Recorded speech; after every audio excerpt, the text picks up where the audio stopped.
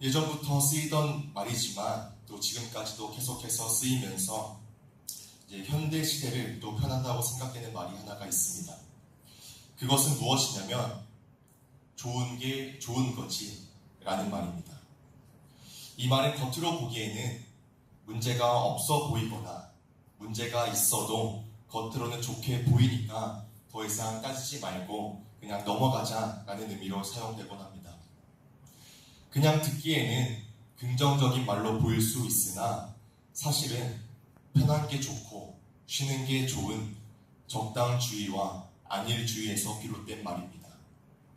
결국 타성에 젖어서 변화를 귀찮아하고 현재 상황에 안주하며 살기를 원하는 안일주의적인 이 현대 시대를 제대로 드러내는 말이지 않을까라고 생각이 되어집니다. 그런데 이것이 세상 속에서만 나타나는 말이 아니라 우리 교회 안에서 또 믿는 자들에게서도 흔하게 통용되는 말이라고도 생각이 되어집니다.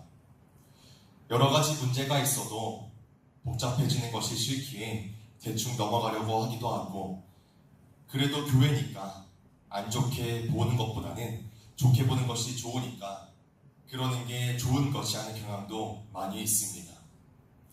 하지만 분명한 것은 믿는 자들에게 있어 좋은 것은 이런 안일주의적인 편안함과 적당함이 결코 아니라는 것입니다. 오늘 본문에서도 말씀하듯이 우리는 겉으로 눈에 보기에 좋은 것을 주목할 것이 아니라 보이지 않는 것을 봐야 하고 보이지 않는 영원한 것이 우리에게 좋은 것임을 우리는 분명하게 알아야 합니다. 우리가 살아가고 있는 시대는 그저 눈에 보이는 것에 치중하여서 좋은 게 좋은 거지 하면서 살아가지만 우리 예수 그리스도를 믿음으로 함께 모인 우리들은 어떤 것을 봐야 하며 우리에게 진정으로 좋은 것은 무엇인지 함께 말씀을 통해 알아가며 은혜를 누릴 수 있길 간절히 소망합니다. 먼저 첫 번째로 우리 예수 그리스도를 믿는 자들에게 있어서 좋은 것은 어떤 편안함과 쉼이 아니라 고난이 우리에게 좋은 것입니다. 믿는 자, 또 하나님의 상속자로서 하나님의 상속자가 된 우리들에게는 그저 편안함만 잊지 않고 고난이 있다고 성경에서는 말하고 있습니다. 그래서 이것을 로마서 8장 17절에서는 이렇게 말씀합니다. 자녀이면 또한 상속자, 곧 하나님의 상속자요 그리스도와 함께한 상속자니 우리가 그와 함께 영광을 받기 위하여 고난도 함께 받아야 할 것이니라 라고 로마서 8장 17절에서는 말씀하고 있습니다. 하나님의 상속자인 우리들은 그리스도와 함께 영광을 받기 위하여 고난도 함께 받아야 한다고 분명하게 말하고 있는 것이죠.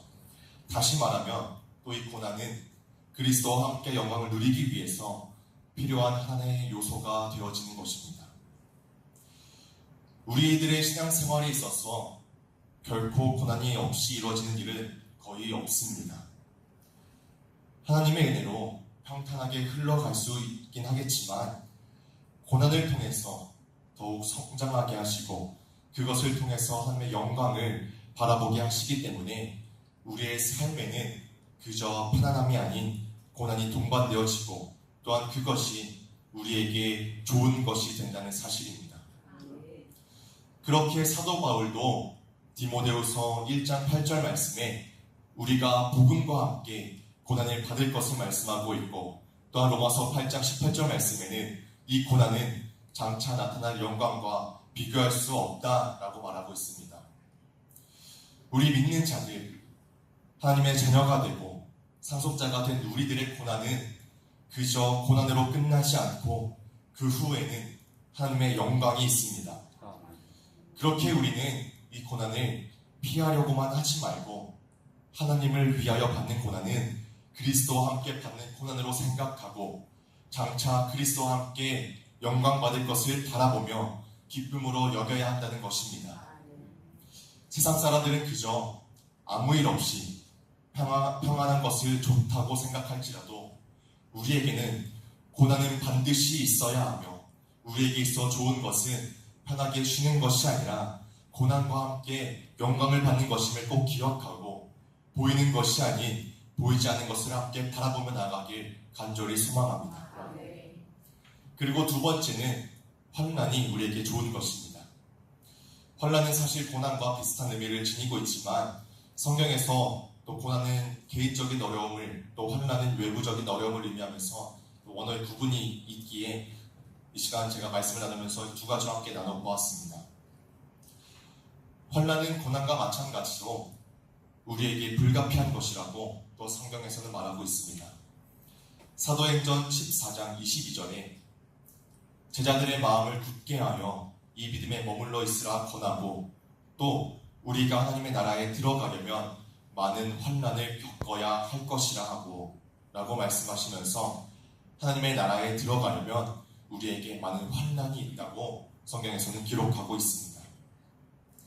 환난이라고 하면은 결코 좋은 이미지가 아니라 우리에게 많이 힘들고 어려운 것으로 느껴지지만, 하지만 이런 환난이 우리에게 있어서 가장 있어야 하고 좋은 것이 되어지는 이유는 이 환난을 겪고 굳건하여져서 하나님의 나라에 들어가게 되고, 에베소서 3장 13절에서 말씀하듯이 환난이 우리의 영광이 되어지기 때문에 우리에게 좋은 것은 편안하게 안주하는 것이 아니라 우리에게 영광이 되어지는 환난이 우리에게 좋은 것이라는 것입니다.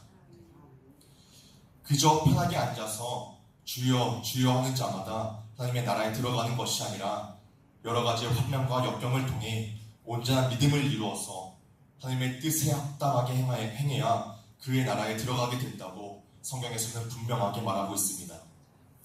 그리고 또한 오늘 본문 말씀인 고린도후서 4장 17절 말씀에서는 우리가 받는 지금의 환난이 작은 것일지라도 후에 지극히 크고 영원한 영광을 이루게 되어진다고 말씀하고 있기에 우리는 환난 또한 기쁘게 받아들일 수 있어야 합니다. 단순히 환난 자체만 바라보게 되어진다면 우리는 낙담할 수밖에 없겠지만, 그 후에 이루어지는 크고 영원한 영광이 있음을 바라보면 어떠한 환난도 우리는 이길 수 있음을 믿습니다. 세상에서는 너희가 환난을 당하나 담대하라, 내가 세상을 이겨노라. 예수님께서는 분명하게 말씀하고 계시니 환난이 이제는 우리에게 좋은 것임을 믿고, 환난이 우리의 넘어짐이 아닌 성장의 발판이 되어져서 믿음으로 승리하고 하나님의 나라에 도래하며 큰 영광을 누리는 우리 모두가 되어지길 간절히 축복합니다. 이제 말씀을 정리하려고 합니다. 세상에는 좋은 게 좋은 것이고 편한 게 좋은 삶을 살아가는 시대입니다. 저도 사실 지난주에 이제 휴가를 갔다 오게 되었는데, 갔다 오고 나서 보니까 저도 정말 좋은 게 좋은 거지 하면서 일주일을 보내지 않았나라는 생각이 들더라고요. 일단 휴가라고 맨날 나오더니 새벽 예배도 안 나오고, 자고 싶은 대로 자고 또 먹고 싶은 대로 먹고 그러고 사니까 정말 이보다 좋은 삶이 또 어디 있겠습니까? 정말 좋은 대로, 정말 편한 대로 그렇게 한 주를 보냈었는데, 근데 그렇게 한 주를 보내고 나니까 이 육체는 좋았을지 몰라도 결코 이것이 우리의 영혼에 있어서는 좋은 삶은 아니라는 것을 깨닫게 되더라고요. 우리는 계속해서 하나님과의 교제를 이어가야 하고 경건의 삶을 붙잡아야 하는 것이 합당한 삶일 텐데, 그저 놀고 먹고 자고 하는 것은 우리의 몸에는 잠깐의 즐거움은 있더라도 우리의 영원한 삶은 이끌어갈 수는 없더라고요. 우리의 신앙생활은 그저 편하게 쉬면서 한다고 해서 되는 것이 아니라 내 몸을 치고 쳐서 육체의 불편함을 이기면서 더욱 성장하고 하나님과의 관계를 이루어 나가야 하는 줄 믿습니다. 하나님은 우리와 이미 함께 하시지만 우리는 하나님 앞에 나아가기 위해서 수많은 노력을 해야 합니다. 기도의 생활, 또 말씀의 생활과 예배의 생활 등 하나님과의 관계를 이루기 위한 노력을 하며 그 가운데에 육체의 어려움도 이겨내야 합니다. 꽃은 수많은 바람에 흔들리며 또 비에 젖으면서 아름답게 피어나게 되어집니다. 우리의 신앙생활도 마찬가지로 여러 가지 고난과 환난을 통해 성장하게 되어지며 아름답게 열매를 맺을 수가 있습니다.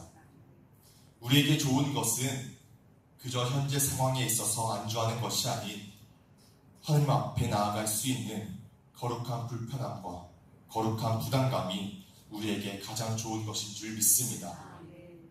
세상이 말하는 좋은 것과는 구별되어져서 하나님 앞에 믿음으로 나아가고 고난과 환난이 우리를 더욱더 키워가고 육체를 지고 치는 삶이 우리에게 가장 필요한 삶인 것을 믿고 또 오늘 하루도 경건과 거룩함을 위해 힘써 나아가는 저와 성실의 모든 성도님들 되어지길 주님의 이름으로 간절히 축복합니다.